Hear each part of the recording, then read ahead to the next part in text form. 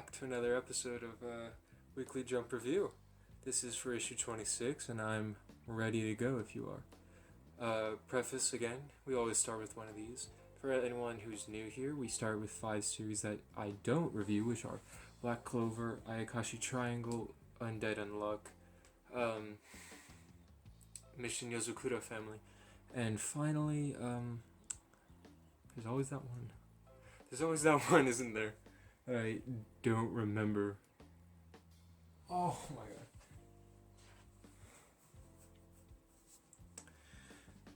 And Mia Roboko. So those are the 5 series I don't cover. And for anyone, just so you know, who's been here for all 3 episodes, no, that's not a meme. I genuinely forget a series every episode, and it blows every time. So let's get the elephant in the room out of the way. New nail color inspired by my last thumbnail. I Tell C Gang, Rise Up. Love it now. Unfortunate, I guess. I don't know. But yeah, I mean, I'm excited to see what this week has, with issue 26 of 2021 has for us. Another preface before we start the video. So you know the order I usually go in is like One Piece, MHA, that sort of thing. But this time I'm gonna mix it up. Last time I mixed it up a little bit with reordering it, but it was still in the way I read it. So last week was like MHA, Dr. Stone, blah blah blah. This time around, I want to do it the opposite way. What's that mean? An example. We start with 9 dragons, and we go to HAko, and so on and so forth. I gotta mix it up every once in a while, otherwise it gets stale, doesn't it? Like this angle, I mean. You weren't here last week, were you? I don't know. Depends on how many views this video gets. Let me ask y'all something before we get started here. Should I review stuff like World Trigger, Blue Exorcist, and Seraph of the End? I'm not caught up on 2 of those, but because they come out monthly, I thought that rather than putting in a weekly Jump review thing, it might go in its own thing, you know, like Jump Square reviews that come out once a month instead. But for the foreseeable future, I will be reviewing World Trigger in these, with a note at the end of it saying this is not part of Jump, it's part of Jump Square.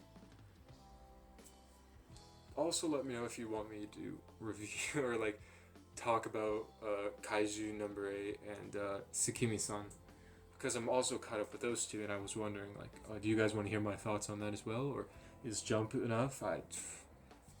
It wouldn't be like on the release day, like Sekime-san comes out and I review the chapter that right then. I would be in one of these at the end of the thing or something where I'd be like, we're in the beginning, I think. So, but it doesn't matter where it goes. It'd be in this video. So let me know, and I'll get back to you guys next week about if we should. I might even just do it this week. We'll see. We'll see. Kaiju No. 8. A series that I just got caught up to, not just, but recently, relatively recently, within this month of May. It's a very interesting series about this one guy, Kafka, Bino Kafka, who wants to be a kaiju killer, really.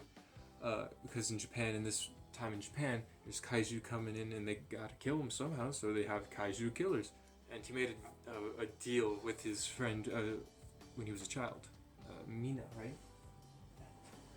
Mina Ashida, and then made it like a pact, like, oh, we'll both be in the kaiju killers.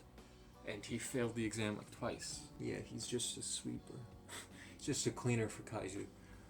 He just cleans up the remains of kaiju, and then one day a random kaiju just inserts himself within himself, like he just breathes in and goes. Ah! And so this new guy, Ichikawa, joins the cleaners of kaiju, and he's saying like, oh, I'm gonna become a kaiju defense force, you know, agent.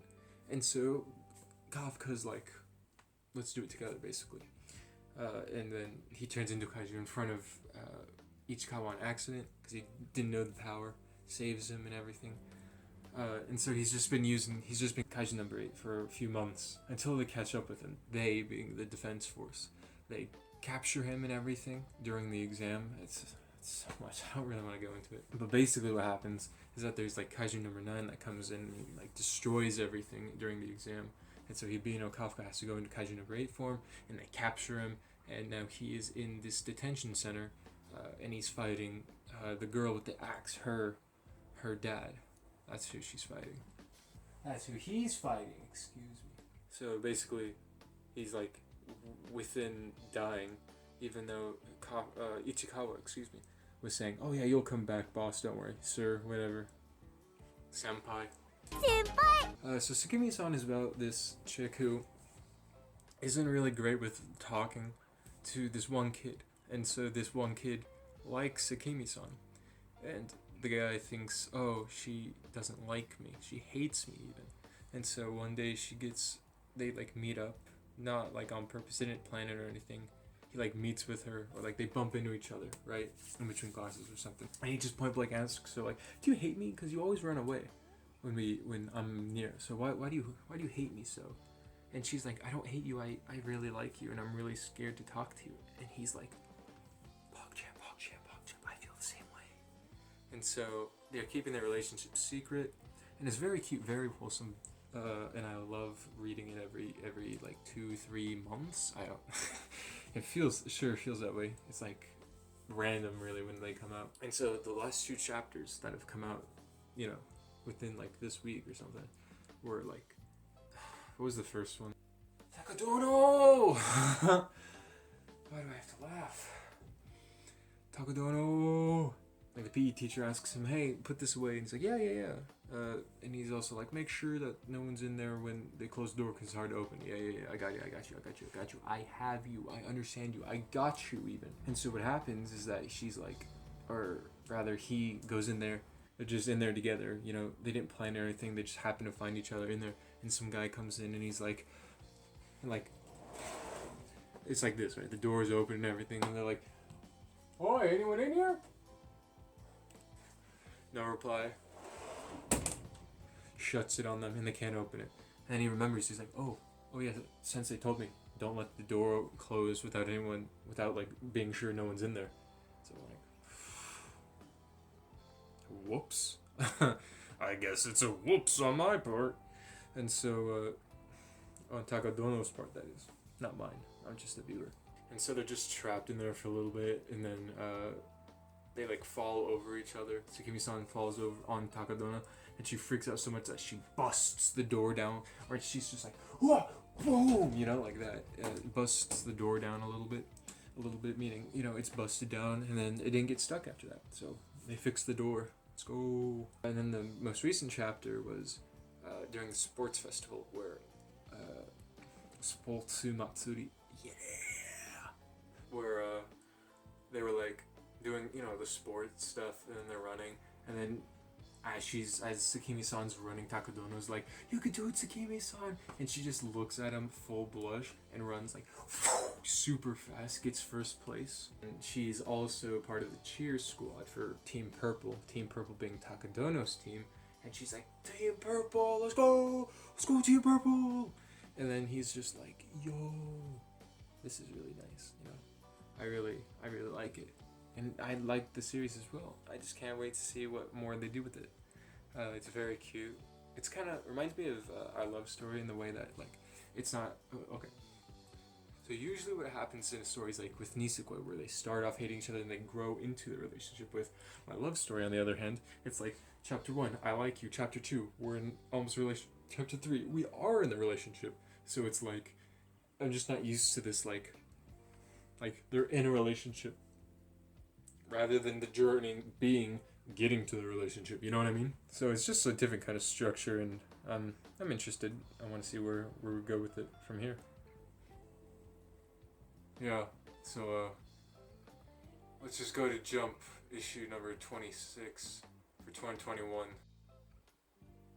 Let's review, shall we? Alright. By the way, my hair, yes, it is intentionally supposed to be like this. Cool, ain't it? And I look good today. Count 9 dragons, 9 of them. Yeah, 9 dragons, everyone. They've lost, but they haven't given up. Let's go, you love to see it. I really like this chapter because it shows like just how a team is when they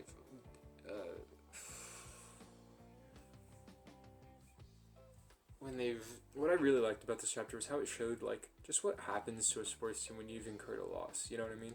So like you've lost the game or you've lost motivation after the game because you lost so hard. You just deal with it. You just got to get past it. Which I know it sucks, but you just have to. While they were in the locker room after the game, it was looking really rough. I ain't gonna lie. I even thought at one point, man, is the series gonna end like in a few chapters, saying like, oh yeah, they couldn't do it, they gave up, that kind of thing. But I was wrong. Come this chapter, we've come to find out that Azu and the team worked all night to get like a regiment, if you will, to just become better, like, you know, physically and like, I don't know what I'm saying.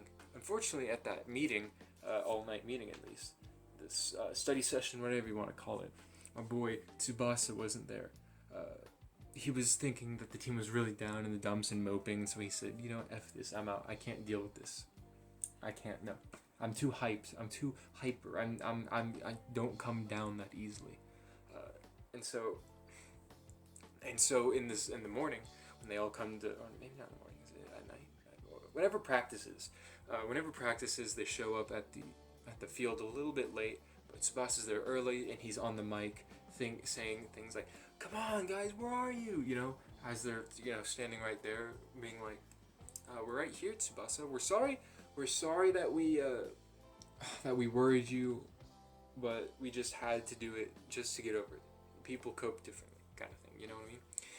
And I thought that was interesting, showing the different personality types on the team. I mean, I know it's obvious, like, oh, Tsubasa is all about him and everything, but I thought it was interesting to show that people just cope in different ways. You know, Tsubasa is more like, oh, let's just get over it next game, while the team's just like, oh, what can we do to get better? You know, because at Tsubasa's mind, he's already at the top, which I feel like if the series keeps going, that we're gonna find a point where Tsubasa can't break where he is, because he doesn't believe he can go any farther, even though he has to if they want to get better. And I'm excited for that moment. Whenever it happens, just remember I said it, I called it. Through Tsubasa's speech, you can really tell that he cares a lot for his teammates, that he really wants the team to thrive, to go to nationals, to be the strongest team ever, really, because all the teams that Tsubasa's been on have made fun of him because he's a super loudmouth, and even though he's a fantastic shortstop, his mouth gets him in trouble, and that's why people want to see him fail so badly. And so for a team that loves Tsubasa, that puts him on this pedestal that he puts him at, he just wants this team to go as far as they can, really. And I love seeing that for my boy Tsubasa. He's my number 2 favorite, because, you know, number 1 is that one guy that no one remembers. Let's go!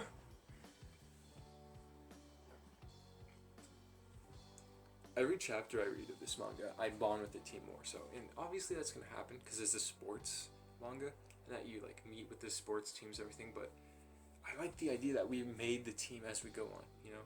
It's really interesting in that fashion. I mean, we did it with One Piece, we do it with a lot of other series, but I think in a sports team it's a lot different, because usually in a sports team, you're given a team.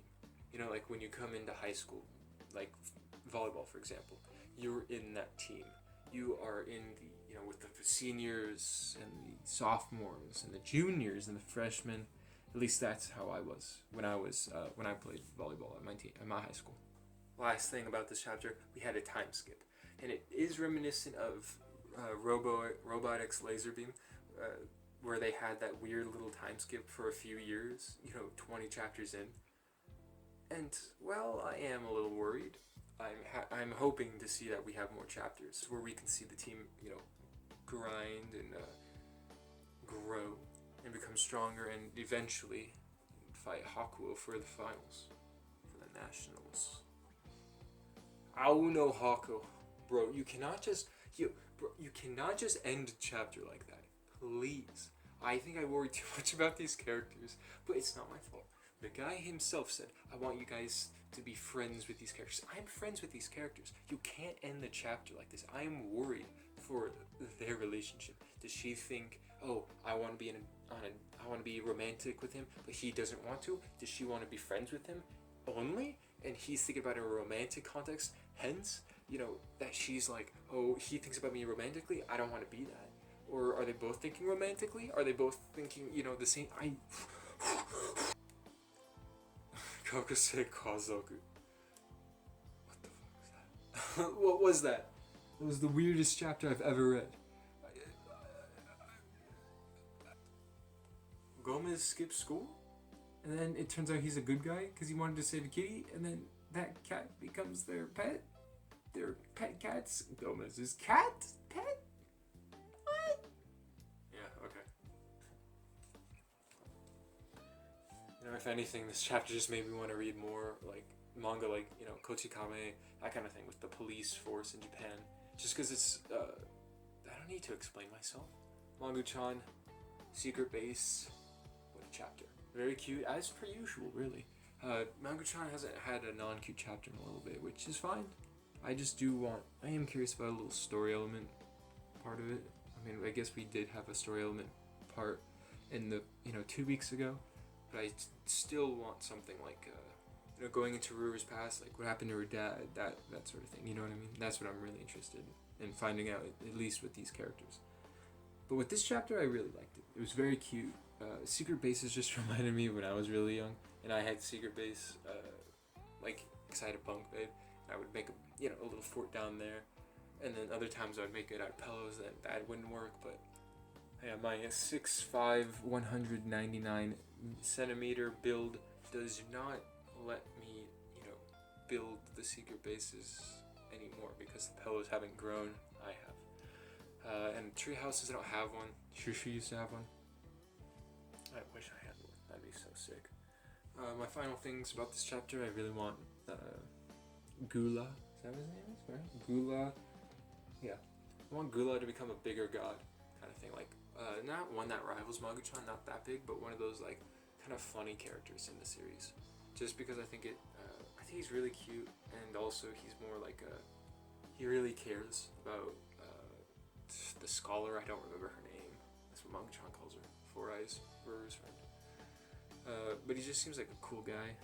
He's fun to hang out with, and I really like his power. He can transform into a big monster, kind of, and he can also build a wicked secret fort. Hard-boiled Cop and Dolphin.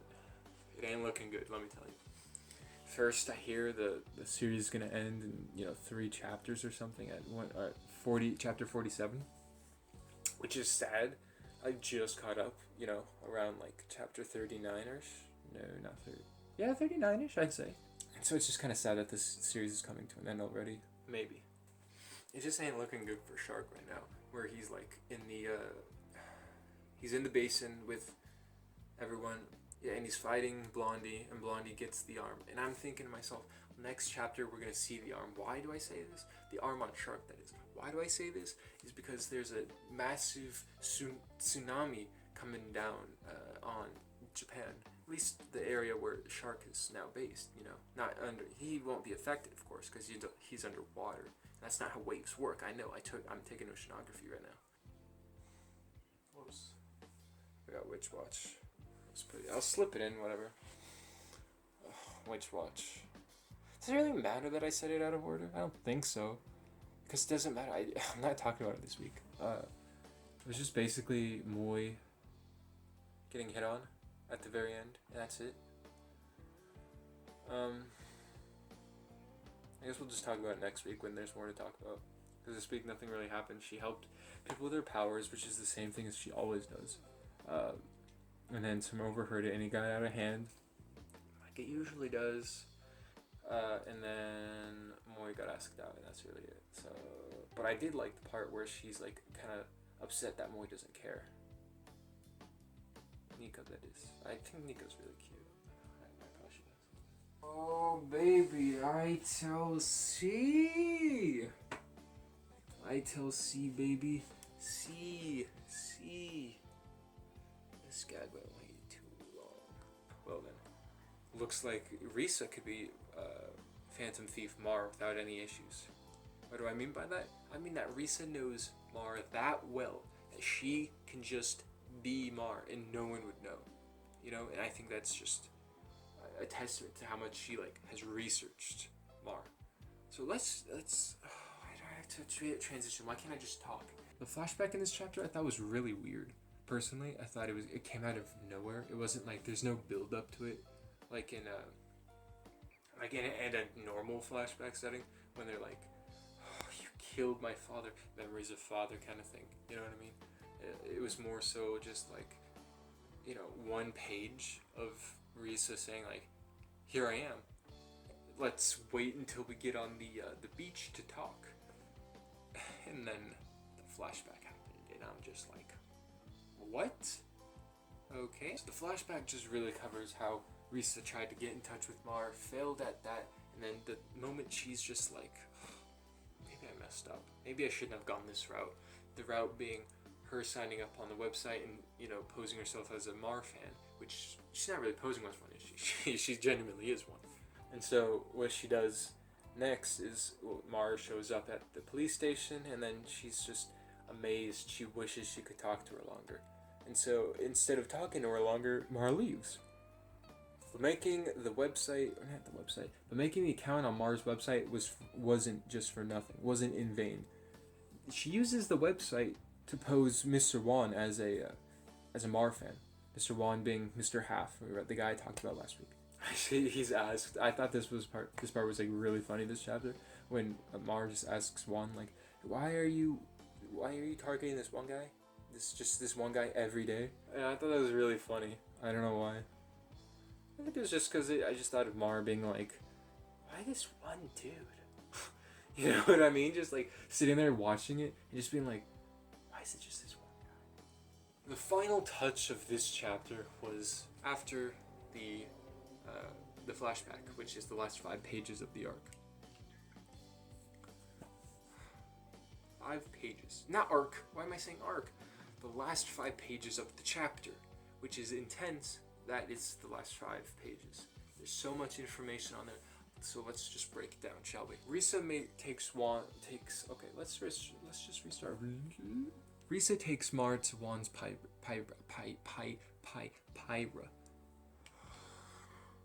Risa takes Mar to Mr. Wan's private beach. Risa then starts to talk to Mar. Mar is like, well, this is a bad situation for you, isn't it? Because I'm just going to kill you, and I'm going to get my going, and I'm not going to be arrested.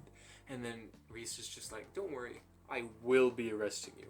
Isn't that right, Mami Kaizuka? Checkmate. I know who you are. You're not even the real Phantom Thief. The real Phantom Thief was your father. I am excited for next chapter. The biggest thing I have for this series that I really want from this series is another villain like Mar. I think Mar is a great antagonist, villain, whatever you want to call her. And I just want someone just as good, if not better, than her. Because as amazing as she is, they can only get better. Right? Why do I go too extreme with this? Yes, I am hoping for another arc. I'm hoping for more arcs. I am hoping for more arcs for ITLC. I just want to apologize to everyone watching this video. It did not come out the way I wanted it to. I am just not saying what I want to, and I really apologize. I'm feeling it. I want to do this, but my mind is just like, and I just can't think very straight, and I'm very sorry if it reflects in the video's quality. So in the Elusive Samurai, we learn that the town is apparently a really great point for survival, because it's surrounded like by a mountain range kind of thing, I think, like a smaller mountain range, and so that you can set up traps and things where the enemy wouldn't really expect, and so that's what they do against Ant Guy. Apparently Ant Guy just likes to wear ants on his kimono. That's not his thing. He doesn't have ants, real ants. Tokiyuki wants to evolve all children. What?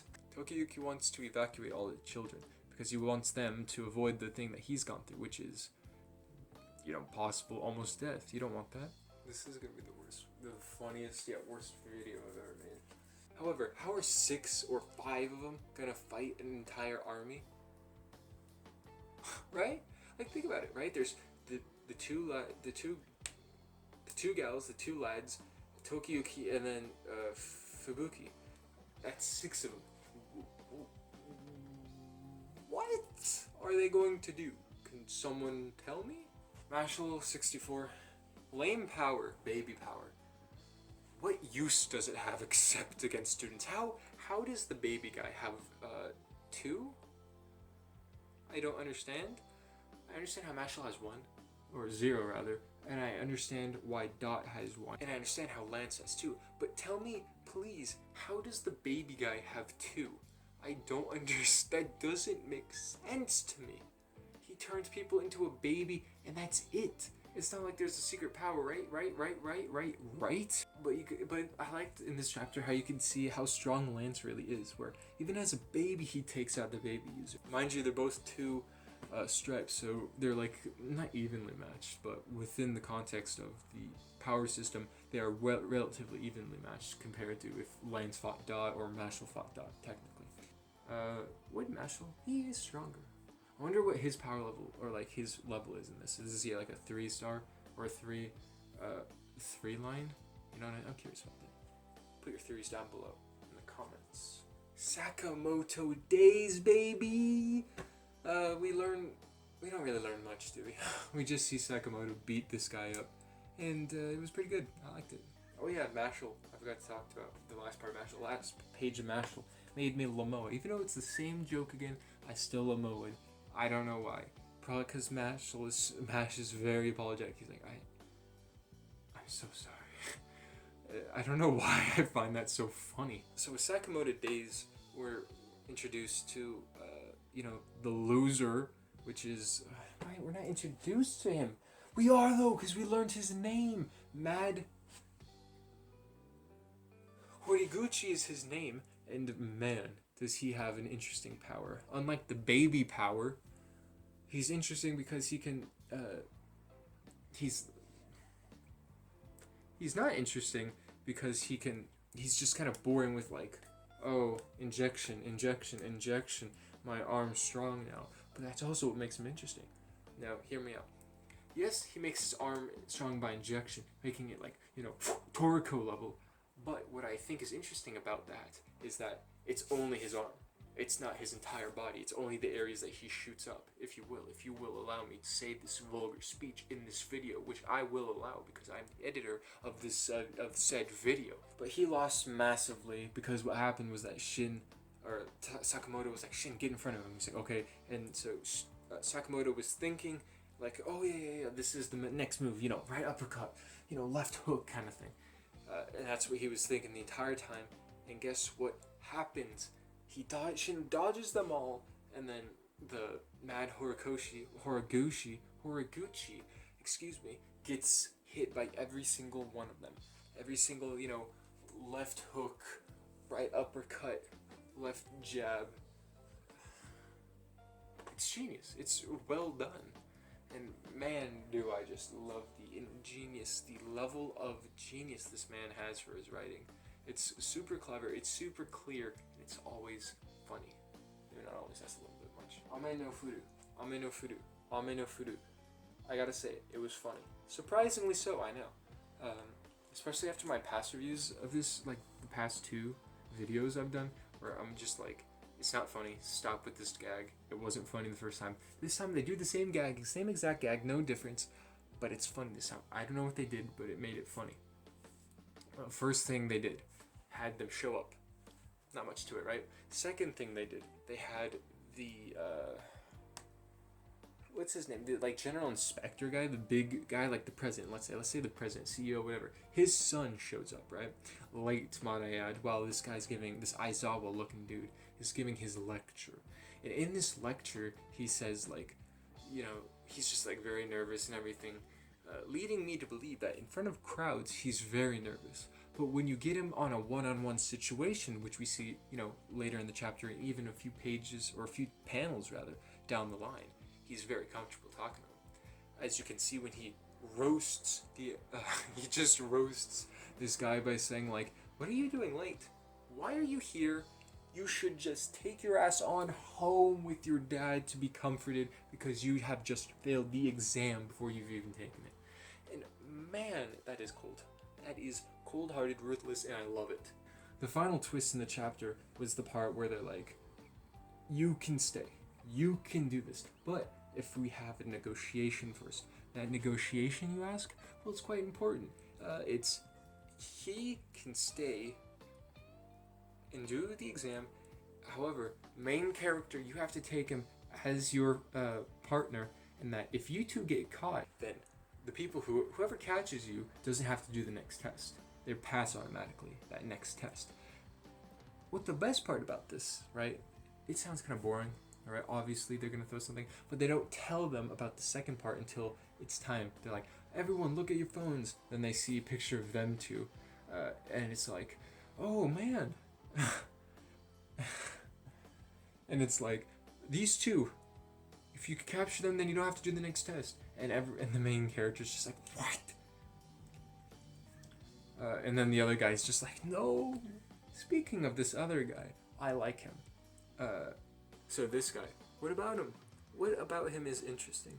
Something I liked about this guy, I thought he was going to be kind of a whiny character, kind of like not interesting. But he is kind of interesting because he shows up early because he's super nervous.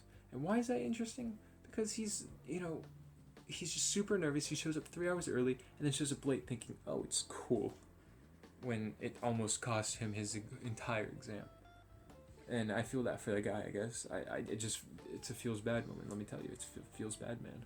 Jujutsu Kaisen, Maki goes on a killing spree. Yes, I played Halo. Unfortunately, there was a few rough pages in there because Gege wasn't, able to finish the chapter. But, I mean, it happens to every mangaka. I mean, I've never read one from One Piece, so I can't say on that. But I've read one from Gintama. I've read one from Black Clover. Manga could get them. I think even World Trigger. I've seen them for 3 of them. World Trigger, I must say, what is your excuse? I love you as a series. We have a toxic relationship, you and I, World Trigger and I. But this was when you were a monthly series in Shonen Jump. Not Jump, Square. In Jump Square. And yet you still had rough pages. I just want to know what's going on. Do you need an assistant? Because I could help. Yeah, but Maki just goes on a killing spree. Not really much happens. I mean, she just kind of kills people that don't really matter. We've never seen him before. We don't see him after. I'm assuming. What I did find, what I thought was interesting, what I liked about this was how they showed like this team, and they said, this is the most powerful team in the Zenin clan. Maki destroys them. As soon as they said, oh, this is the most powerful team, I knew Maki's gonna destroy them. Let's be honest with ourselves here, shall we? Will Maki join the tournament? I was thinking that. Will she? Because if she does, that's just super not fair to Itadori and Megumi. Obviously it's needed because, they're not that strong in comparison to Maki now, because Maki's like unleashed. But I am curious about what's gonna happen in this tournament. I wonder if she's joining. I think she is. So I'm very excited for this tournament, in like 20 chapters when they start it. Dr. Stone, Senku and Dr. Zeno have finally teamed up. Now why is this interesting? It's because they're gonna build a rocket to go ask why, man. Why aren't you communicating with us? What's the petrification device for? Why did you unleash it on Earth? Most importantly, did you want us to have unlimited life? Because that is something we can't do. As per what Tsukasa told Chrome, saying that, if everyone was if no one died on Earth, we'd have hordes of elderly. And then we'd have a dictatorship designating who can eat food and who can't. And that's not what we want on this stone world. Very ironic coming from Tsukasa, might I add. Mr. I only want the strongest of men on my team. No adults, only children. Mr. U19 took my chocolate milk. The adults took my chocolate milk. MHA, we talk about My Lady Nagant. What's the chapter title this time around? The lovely Lady Nagant. You got that right. You got that damn right, bro. She's the lady. She's the lovely Lady Nagant. She's my Lady Nagant. My lovely Lady Nagant. And I love this chapter. Why? Because we go into her backstory. We learn about, the public safety thing. why that's a thing. You know, the dark side of the hero agencies, where obviously there's the heroes like Endeavor, Mr. Number One hero Endeavor saving people, and you know Deku wanting to become like All Might, you know, saving people. But there's the dark side of it, where it's like you gotta kill people, which is Lady Miagon's job, to shoot the people that do not deserve to become a villain, or not really that they don't deserve, but more so that they're terrorists, right? So terrorists, which is ironic how she stops terrorists but doesn't stop, you know, the guy she's working for. But you know, whatever. She wants to work for All for One because, you know, as she once spoke, it'd be way more transparent. It'd be a hell of a more transparent society, which I understand. Where the hero society wants to keep it like PG, if you will, wants to keep it where everyone can hear about it. They don't want to cover the dark side of it. But if you go with All for One, then you're gonna get a more, you know, honest approach and a more, you know, face value. This is what's gonna happen. This is what I'm gonna do. This is what I believe in. This is what happened today. Did any action? No, not really. No action this time around. Just talking about. Oh, I really love this one panel where she's about to shake the hands. She's about to shake the hands. Yes, I'm just like Wadi. She's about to shake the hands with some children, her fans, if you will. And they're like, oh, Lady Nagan, let's shake hands. And then she's shaking hands, and she just sees her hand as a fully bloody thing. A fully bloody mess. And she's just like, you know, she like takes it back and she's like nervous and everything. And what that reminds me of is some William Shakespeare, some classic William Shakespeare in Hamlet, right? Where whatever her name is can't get the blood off her hands, right? And so she keeps seeing it, and it's her subconscious bleeding into her daily life, and that's what I think has happened here, where she can't distinguish her daily life of just normal people every day talking to normal people and the hero part of Lady Nagant. They're one and the same. She can't. The hero and the person are one and the same, rather than the hero and the person being two separate people, if that makes sense. That panel really just shows that it's the beginning of her turn to a more transparent society, a want to the more transparent society, as it's just a juxtaposition of young, innocent children and a bloodied arm from killing people. It's truly like something that Horikoshi can do well. Makes this arc that much sadder. I really liked seeing this darker side to the hero society, the superpowered society, if you will, where we are able to see people dying and everything. We don't see that. It's very unheroic. It's a very evil thing, a very villainous thing to do, to kill people. But it just shows that even the hero society is not as clean as we think it is. One Piece. This was a brilliant chapter, let me tell you. We've only gone up with quality, let me tell you. There's something about the art style that just changes halfway through when it gets to a really dark moment that Oda just knows how to do. He hasn't really done it that much before, but let me tell you, he nails it right in this chapter.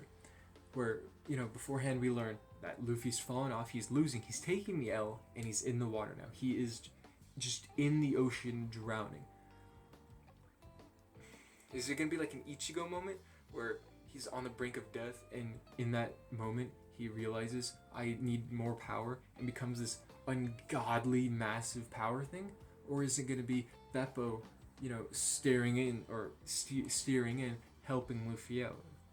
Which one is it going to be? It might even be Jinbei just jumping in to save him. Who knows, right? At this, he's a fishman after all. I need to address that. That's not a racially charged comment. I just meant like he didn't have to worry about drowning as like Brook or Usopp might. Brook because of his devil fruit, Usopp because he's a human. A fishman can breathe underwater. That's what I meant by it. In this chapter, we really learn Kinemon, right? We learn about him, you know, from Dressrosa, even before Dressrosa, when he was just a pair of legs. We loved Kinemon. Maybe not loved, but really, we love him now. Really, let's just be honest. Not in the beginning he was annoying, but now we love him. and seeing this darker side where he's like holding his friend's just body who's been stabbed by Kanjuro, who is playing as Odin once more to fool them, and then seeing Kinemon having to kill Kanjuro, his best friend, this guy who's called his best friend for many years, just kill him now, is extremely sad. The impact in these panels is so amazing. I can't describe it. You just gotta take a gander for yourself. It's so different from the beginning of the chapter where we learn, Luffy's lost. Chopper has gained now 30 more minutes in his beast mode, in his beast ball mode. And it's just typical One Piece, still great, amazing. And then we see Kinemon, like when just everything goes wrong in Kinemon, and it's just another level that from Oda that I've yet to see, or that I now know that he can draw. And I'm just like, Oda, you've been holding out on me? Me, M9 Mun, you've been holding out on me specifically in particular? Please, Oda, I want to see more of this. I love this. I love this chapter so much. The final part of the chapter where we see Kinemon being hit over the head, as strong as Kaido can, right over the head of Kinemon. And we see Momonosuke saying like, Kinemon, no! Kinemon! Like screaming as loud as he can for him. Just because he's so sad. He's like, no! And we're just screaming, no, ourselves. We're just like, no, Kinemon, no! We've been together for like 400 chapters. Not now. You can't leave us now. And then the final panel, just a sweet Onigashima has reached Wano's shore. It is just, it reminds me of Slaughterhouse 5, where it's like something horrible happens in the book, and it's just a simple, so it goes. To me, it just reminds us, it's just kind of a reminder that no matter who dies, it doesn't matter. We ourselves are not important enough to the world for it to stop, even for a day. We're finally done. And because I haven't really been feeling that this episode is as quality as the other ones I've produced, or maybe not produced, but I've recorded and done the past 2 episodes, I just want to leave you guys with my Mal. My Mal being, in the description below. And I'm going to do this from now on because I feel that it is it's very important for me, I think even for you guys, to understand my likes and my tastes. So you could see that I have a Medaka box out of 2, or that I have Dr. Stone out of 10, Kimetsu no Yaiba out of 9, and you can understand oh, he didn't like JJK this chapter. He doesn't like Medaka box, so I shouldn't listen to him. This guy sucks. Or more so that I agree with him that Dragon Ball is an 8, but I don't know about this JJK opinion, or any mix and match you want to do, you know what I mean? Man, Berserk's out of 10, but he dropped me Roboko? What's all that about, You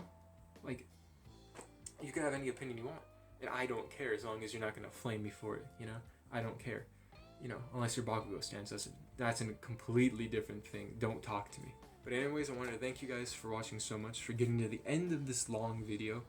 I'm sure it'll be the same 48-minute video as it has been in the past. But I feel like I'm starting to understand. I'm starting to, be able to speak better and everything like that. And I hope that shows. I know it won't because this video sucked. But I really hope you guys enjoyed it. Please share this video around with your friends. Like and subscribe is also great, but sharing is the best way to help me out. Rankings? Almost forgot. Number 1, let's go with One Piece. Of course. How are we not going to go with One Piece? Number 2, MHA. Let's go. MHA is finally good again. Number 3, probably, ITLC is definitely an honorable mention. It's definitely honorary number 4. I have to say Shark and Dolphin is also an honorary mention, and Dr. Stone, I think. So just to recap, honorary mentions this time around, ITLC and whatever other one I said, I'm sorry, I forgot. I forgot already. Those 2 series, and then ITLC as an honorary mention, and then the number 3s, right? Number 1, One Piece. Number 2, MHA. Number 3, Dr. Stone. Thank you guys so much for watching, and I'll see you later. John. I gotta get something new.